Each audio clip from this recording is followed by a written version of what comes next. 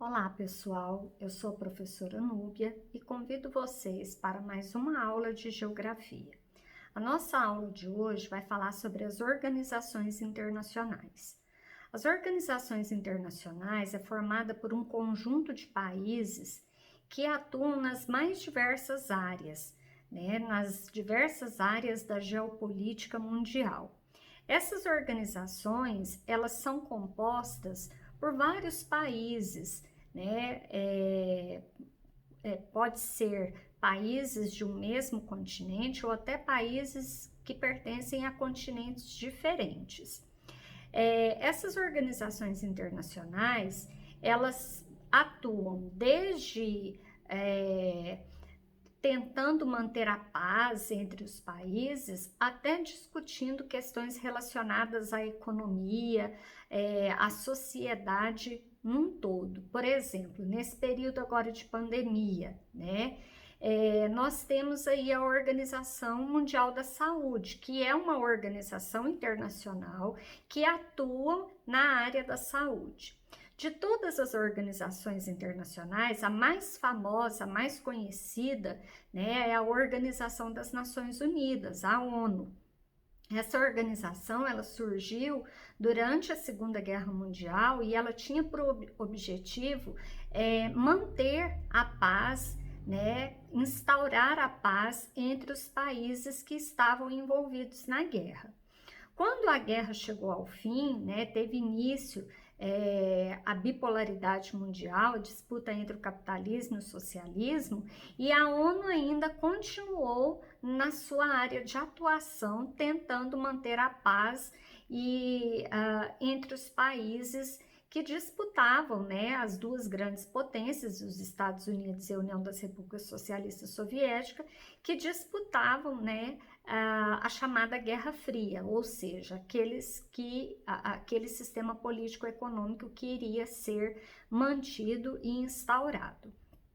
A Organização das Nações Unidas, ela visa não só manter a paz mundial, mas ela atua em vários ramos, em vários setores, Então, hoje ela é muito mais do que uma organização pautada no objetivo de manter a paz mundial, mas ela também atua em outros setores, tentando manter a diplomacia entre os países.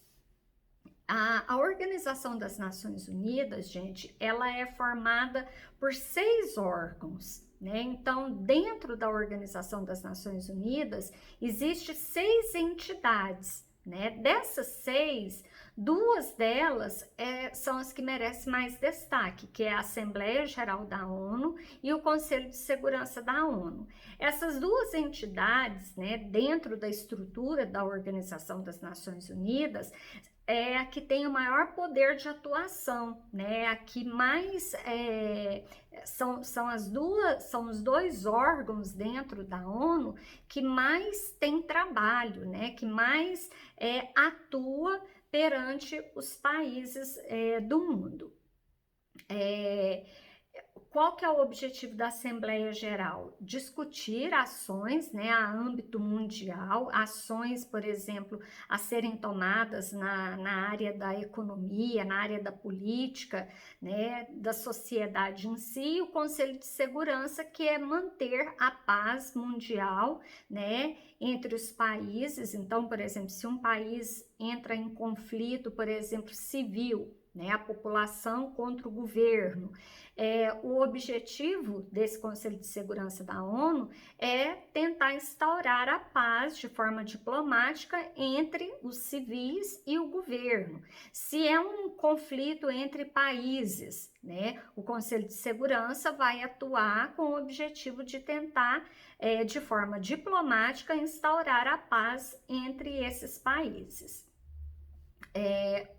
A Organização das Nações Unidas, gente, ela é formada por vários países, mas dentro desse Conselho de Segurança, que é um dos órgãos mais importantes da ONU, existem 5 países que são membros efetivos, quer dizer que eles estão sempre à frente dessa organização, que é os Estados Unidos, o Reino Unido, a França, a China e a Rússia, e existem outros países, outros 10 países, que entram e saem num período de 2 anos. Então, esses membros efetivos vão escolher esses outros países que irão fazer parte do Conselho de Segurança. Qualquer decisão que eles venham a tomar, qualquer um desses países que são membros efetivos, desses 5 membros efetivos, eles podem vetar essa decisão. Então, por exemplo, eles se unem, né, e os Estados Unidos tomam uma decisão, né, e de repente os países membros tomam uma decisão, diminuir a emissão de poluentes na atmosfera, mas aí os Estados Unidos é contra, ele decide que não vai diminuir a emissão de poluentes porque isso vai frear o desenvolvimento econômico do país. Então ele tem o poder de vetar, não só os Estados Unidos, mas qualquer um desses membros efetivos pode vetar a decisão tomada pelo Conselho de Segurança. Outra organização, né, além da ONU, que merece destaque, é a Organização do Tratado Atlântico Norte, que é a OTAN. A OTAN foi criada durante a Guerra Fria pelos Estados Unidos com o objetivo de manter a paz, né, e defender os países que apoiassem os Estados Unidos, ou seja, apoiassem o capitalismo. E durante a Guerra Fria, a OTAN ela agia, né, somente ali entre os países europeus que apoiavam o capitalismo. Com o fim do socialismo, né, com a queda da União das Repúblicas Socialistas Soviéticas, essa área de atuação da OTAN, ela se estendeu. Então, hoje a OTAN é uma organização não só mais do Atlântico Norte, mas uma organização que atua, né, com o objetivo de defender não só os países do Atlântico Norte, mas todos os países europeus, né, os Estados Unidos, o Canadá, aqueles países que estiverem com algum problema, né, de ordem geopolítica, algum problema, algum conflito, né, então a OTAN entra com o objetivo de defender esses países. Além da OTAN, outro da OTAN e da ONU, que eu já citei para vocês, existe também o Fundo Monetário Internacional, que é uma outra organização internacional, né? O Fundo Monetário Internacional, ele atua com ações para tentar solucionar problemas econômicos dos países, né? Então, vamos supor que um país está com uma crise na sua economia, o Fundo Monetário Internacional vai emprestar dinheiro para esse país tentar melhorar, fomentar a sua economia, cobrando juros mais baixos, né, para que esse país tenha condições de pagar a sua dívida e, se no futuro ele necessitar de novos empréstimos, que ele possa novamente ser ajudado por esse Fundo Monetário. Além desses, nós podemos citar também a Organização para a Cooperação e Desenvolvimento Econômico. A Organização para a Cooperação e Desenvolvimento Econômico veio para substituir o Plano Marshall. O Plano Marshall, para quem não lembra, foi um acordo, né, foi um plano assinado entre os países europeus, né, e os Estados Unidos para reconstruir a economia dos países europeus, porque a Guerra Fria veio logo depois da Segunda Guerra Mundial e na Segunda Guerra Mundial muitos países europeus ficaram com a sua economia ruim, né, foram arrasados, né, com a guerra, e aí o Plano Marshall veio com o objetivo de reconstruir a economia desses países que apoiavam o capitalismo.